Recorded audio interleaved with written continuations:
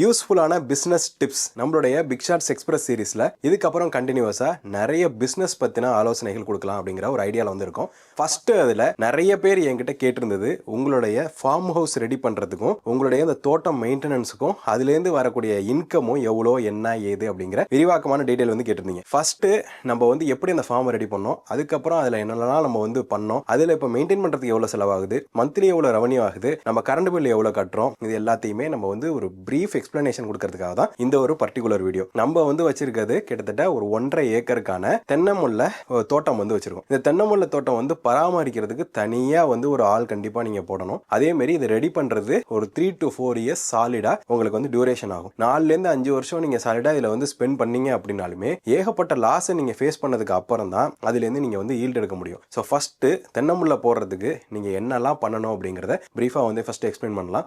First நீங்க வந்து ஒரு லேண்ட்ஸ்கேப் எடுத்துக்கிட்டீங்க அப்படின்னா லேண்ட்ஸ்கேப்ல நீங்க வந்து எவ்வளவு டைமென்ஷன் அப்படிங்கறத லேண்டை நீங்க வந்து மெஷர் பண்ணிட்டு அதுக்கு மோட்டர் போடுறதுக்கும் போர் போடுறதுக்கான ஒரு இடத்தையும் விட்டுட்டு அதுக்கு மோட்டர் ரூமுக்கான ஒரு இடத்த விட்டுட்டு அதுக்கப்புறம் ஃபியூச்சர்ல உங்களுடைய தென்னமுல்லையிலேருந்து வரக்கூடிய ஈல்டை நீங்க வந்து ஸ்டோர் பண்றதுக்கும் இல்ல ப்ராசஸ் பண்றதுக்குமான ஒரு இடத்த விட்டுட்டு அதுக்கப்புறம் தான் நீங்க வந்து ஒரு தென்னங்கொல்லையை நீங்க வந்து ரெடி பண்ணணும். இதுக்கு நீங்கள் விட்ட ஸ்பேஸ் போக பாக்கி எவ்வளோ இருக்கோ அதில் உங்களுடைய ரெக்குயர்மெண்ட்டுக்கு தகுந்த மாதிரி நீங்கள் தென்னமுல்லை வாங்கி அதில் வந்து போட ஆரம்பிக்கலாம். அது வந்து தென்னமுல்லை போடுறது அப்படிங்கிறது தனியான ஒரு ப்ராசஸ், அதை வந்து நம்ம விட்டுறலாம். பட் பேசிக்கான ஒரு சில விஷயங்கள் சொல்கிறேன். 2க்கு 2 குழி எடுத்து உள்ளர போட வேண்டிய ஃபில்லிங் எல்லாத்தையும் பண்ணி நீங்கள் வந்து போடணும். அதேமாரி ஒரு தென்னமுல்லைக்கும் இன்னொரு தென்னமுல்லைக்கும் நீங்கள் கிட்டத்தட்ட 18 to 22 அடி வரைக்கும் இடைவெளி விடணும். அப்போ தான் வந்து வளர்ந்ததுக்கு அப்புறம் ஒரு மட்டையும் இன்னொரு மட்டையும் உரசாது. ஸோ இப்படி இருக்க ஒரு பேசிக்கான கான்செப்ட்ல நீங்கள் தென்னமுல்லை வந்து போட்டீங்க. சரி, தென்னமுல்லையை போட்டுட்டீங்க. அதுக்கப்புறம் அது வந்து 2 to 3 இயர்ஸ் நல்லா வளர்க்கணும். அதுக்கு தேவையான சப்போர்ட் எல்லாத்தையும் நீங்க வந்து கொடுக்கணும். எப்படி வந்து ஒரு சின்ன பிள்ளைய பாத்துக்கிறோமோ அதே மாதிரி நீங்க போட்டிருக்க எல்லா தென்னங்கன்றுகளையும் நீங்க பாத்துக்கிட்டாதான் அது கரெக்டான 3.5 to 4 இயர்ஸ் இந்த டியூரேஷன்ல உங்களுக்கு தேவையான ஈல்டை வந்து அது கரெக்டா கொடுக்கும். சப்போர்ட் சரியா இல்லை அப்படின்னா 5 இயர்ஸ் ஆனாலும் ஒரு சில தென்னமுல்லைகள் காய்க்காது. அதுக்கு மெயின் இன்னொன்னு, ஒரு தென்னமுல்லைக்கு இன்னொரு தென்னமுல்லைக்கும் கொடுக்கக்கூடிய ஸ்பேஸும் வந்து முக்கியமான ஒரு பங்கு. சரி, அதெல்லாம் பண்ணி முடிச்சிட்டீங்க. அடுத்தது வந்து நல்லா வளர்ந்துருச்சு, 4 வருஷம் ஆயிடுச்சு. ஃபர்ஸ்ட் பாலை வந்து விட்டுருச்சு. இந்த பாலை விட்டதுலேருந்து நீங்கள் அடுத்தது வந்து அதுக்கான மெயின்டெனன்ஸ் வந்து ஆரம்பிப்பீங்க.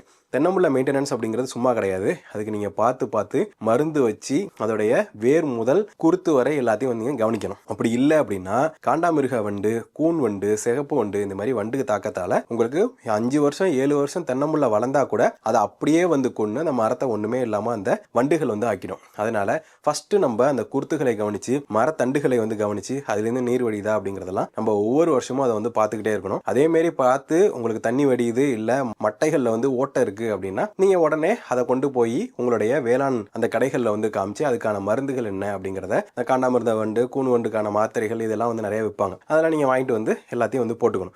ஸோ இது வந்து பேசிக்கான பராமரிப்பு. அதே மாதிரி அசர் எடுக்கிறது, சுத்தம் பண்றது, காய் பறிச்சதுக்கு அப்புறம் மட்டைகள்லாம் வந்து எடுத்து வெட்டி விடுறது, இது எல்லாமே வந்து பண்ணணும். இது எல்லாமே பண்ணிட்டே இருக்கிறதுக்கு உங்களுக்கு 1.5 months 2 monthsக்கு ஒரு டியூரேஷன் வந்து செலவு வந்து ஆகிட்டே இருக்கும். இது வந்து மெயின்டெனன்ஸ் செலவு. கண்டிப்பா ஈல்டு நிறைய இருந்துச்சு அப்படின்னா அந்த ஈல்டுல இருந்து நீங்க ஒரு தொகையை மெயின்டெனன்ஸ்க்காக செலவு பண்ணீங்க அப்படின்னா தான் ஈல்டு வந்து ப்ராப்பரா இருக்கும். அதே மாதிரி ஈல்டோடைய லைஃப் ஸ்பேனும் வந்து அதிகமா இருக்கும். ஒரு தென்னமுல்லை வந்து சராசரியா 25 to 30 வருஷம் நல்ல காய்ப்பு வந்து கொடுக்கும். அதே குட்டரக புல்லை அப்படின்னா 10 to 15 வருஷம் காய்ப்பு வந்து ரொம்பவே அருமையா இருக்கும். அந்த ஈல்டு டியூரேஷனை நம்ம கரெக்டா யூட்டிலைஸ் பண்ணணும் அப்படின்னா நீங்க மெயின்டெனன்ஸ் வந்து கண்டிப்பா பண்ணணும்.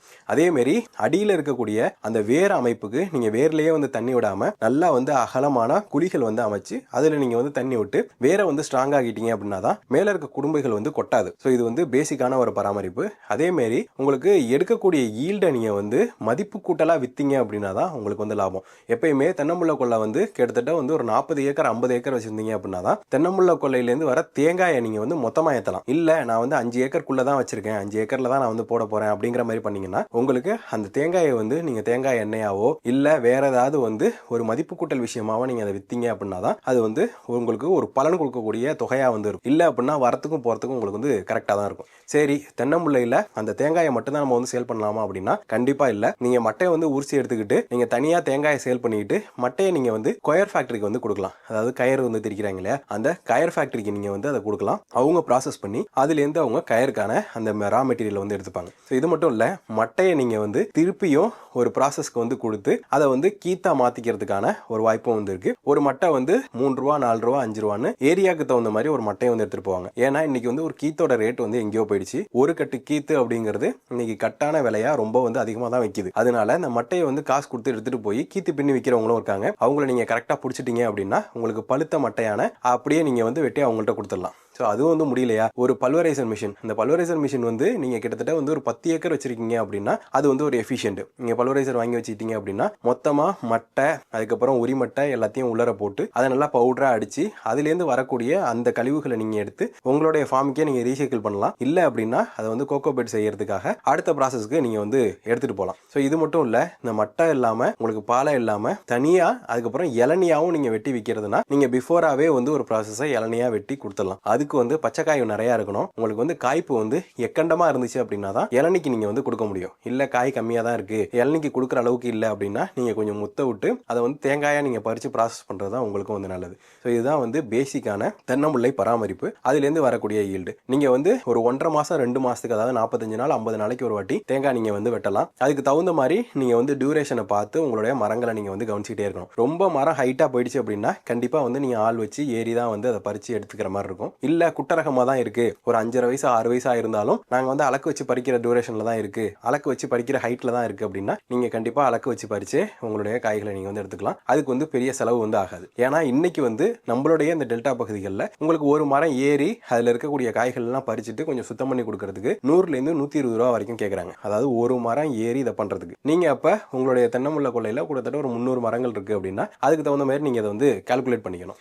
இது மட்டும் இல்லாம நல்ல வளர்ந்த மரங்கள் உங்களுக்கு வந்து பட்டு போற ஸ்டேஜ் ஆகுது, அதாவது இந்த கூன்வண்டு தாக்குதல்கள்லாம் இருக்கு அப்படின்னா நீங்க அந்த நீர் வடிஞ்சதுக்கு அப்புறம் அது உள்ளர இருக்கக்கூடிய அந்த புழுவையும் புழுவோட முட்டைகளையும் கடைஞ்சி உள்ளர வந்து அந்த மண்ணெல்லாம் வந்து வெளியில எடுத்துட்டு அதுக்கப்புறம் உள்ளர வந்து உங்களுக்கு மாத்திரை போடணும். மாத்திரை போட்டு அந்த வண்டுகளுடைய முட்டை வந்து திருப்பி பொறிக்காம அதை வந்து தடுத்துட்டு திருப்பி சிமெண்ட் வச்சு நீங்க அதை வந்து அடைக்கலாம். சிமெண்ட்டை வந்து மண்ணு கூட நல்லா மிக்ஸ் பண்ணி எப்படி நம்ம வந்து செவுத்துக்கு பூச்சி பூசுறோமோ அதே மாதிரி அந்த ஓட்டையை நல்லா குடஞ்சு விட்டுட்டு அதுக்குள்ளர வச்சு அடைச்சிட்டோம் அப்படின்னா திருப்பி அந்த வண்டு தாக்குதல் அந்த இடத்துல வந்து இருக்காது. அதே மாதிரி மரம் வந்து காய்ப்பு ஒரு வாட்டி நின்று போய் திருப்பி அதுக்கு வரத்துக்கான வாய்ப்புகள் உண்டு. ஒரு சில இடங்கள்ல என்ன பண்ணும் அப்படின்னா காண்டாமிருக வண்டு மட்டும் ரொம்ப அதிகமா வளர்ந்துரும். அதை என்ன பண்றது அப்படின்னே வந்து தெரியாது. அந்த காண்டாமிருக வண்டு ரொம்ப வளர்ந்துருச்சு அப்படின்னா அதுக்கு வந்து பழைய கஞ்சி இருக்கு இல்லையா, வீட்டுல சாதம் வடிப்பாங்கல்ல, அதை வந்து நிறைய வடிச்சு நிறைய மண்பாண்டங்கள்ல கொட்டி அதை நல்லா புளிக்க விட்டு அதை கொண்டு போய் என்ன பண்ணுவாங்கன்னா கொள்ளக்குள்ளர நிறைய இடங்கள்ல வந்து வச்சுட்டு வந்துருவாங்க. பக்கத்துல வந்து ஒரு மெழுகுத்திரி விளக்க வந்து ஏற்றி வச்சிருவாங்க. அது என்ன பண்ணும், அந்த நைட்டு வெளிச்சத்துல அந்த விளக்கு திரிக்கு பக்கத்துல வந்து பக்கத்துல இருக்கக்கூடிய அந்த புளிச்ச தண்ணிக்குள்ளர வந்து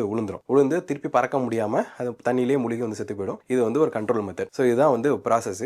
பேசிக்கா 100 மரத்துக்கு உங்களுக்கு 1.5 மாசம் இல்லை 2 மாசத்துக்கு நியர்லி ஒரு 5000 to 6000 வரைக்கும் செலவாகும். ஸோ இது மட்டும் இல்லாம இயர்லியா நீங்க வந்து மொத்தமா தண்ணி விடுறது இந்த மெயின்டெனன்ஸ் எல்லாம் பாத்தீங்க அப்படின்னா ஒரு சாலிடான தொகையா ஒரு 40,000 to 45,000 வரைக்கும் செலவாகும். ஸோ இது எல்லாத்தையும் வந்து உங்களுக்கு அந்த தேங்காய் வீட்டில் தான் நீங்க வந்து எடுக்க முடியும். அது மட்டும் இல்ல எங்களால மற்ற பொருட்களையும் வந்து மதிப்பு கூட்ட முடியுது அப்படின்னா ரொம்பவே நல்லது. நீங்க எந்த வகையிலலாம் அந்த தென்னை மரத்தை வச்சு சம்பாதிக்கலாமோ அந்த வகையிலலாம் சம்பாரிச்சிங்க அப்படின்னா நல்ல ஒரு ஈல்டு கொடுக்குற பிசினஸ் தான். ஆனா முழுக்க உங்களால மட்டுமே இதை வந்து மெயின்டைன் பண்ணி பார்க்க வந்து முடியாது. கண்டிப்பா உங்க ஏரியால ஆட்கள் சப்போர்ட் இருந்தாங்க அப்படின்னா நீங்க இந்த லேண்ட் வாங்கியிருக்கீங்க, அந்த ஏரியால நமக்கு நிறைய ஆட்கள் கிடப்பாங்க, அவங்கள வச்சு நம்ம வேலை பார்க்கலாம் அப்படின்னு உங்களுக்கு தோணுச்சுன்னா அதுக்கப்புறம் நீங்க வந்து இந்த தென்னமுல்லை போடுறதையோ அந்த ப்ராசஸையோ நீங்க வந்து பண்ணலாம். இல்ல நமக்கு இந்த ஏரியாலலாம் வந்து ஆள் கிடையாது, எல்லா வேலையும் நம்ம தான் பார்க்கணும் அப்படின்னா இது வந்து ஒரு ராங்கான டிசிஷன் வச்சுட்டு ரொம்பவே வந்து கஷ்டப்படுவீங்க. ஸோ இது வந்து ஃபர்ஸ்ட் ஒரு இன்ட்ரோ கிளிப், அதுவும் நம்மளுடைய சொந்த அனுபவத்திலேருந்தே நம்ம வந்து இதை போட்டிருக்கோம். இன்னும் மேல பல இன்ஃபர்மேஷன் பல பிசினஸ் பத்தின நிறைய ஹிண்ட் எல்லாம் வந்து ஃபியூச்சர்ல நல்ல ஒரு டாக்குமெண்டா எடுத்து நம்ம ப்ரிப்பேர் பண்ணியே வந்து உங்களுக்கு கொடுக்கலான்னு இருக்கோம். இந்த மாதிரி இன்ஃபர்மேஷன் வேணும் அப்படின்னா நம்மளோட சேனலை சப்ஸ்கிரைப் பண்ணி வச்சுக்கோங்க.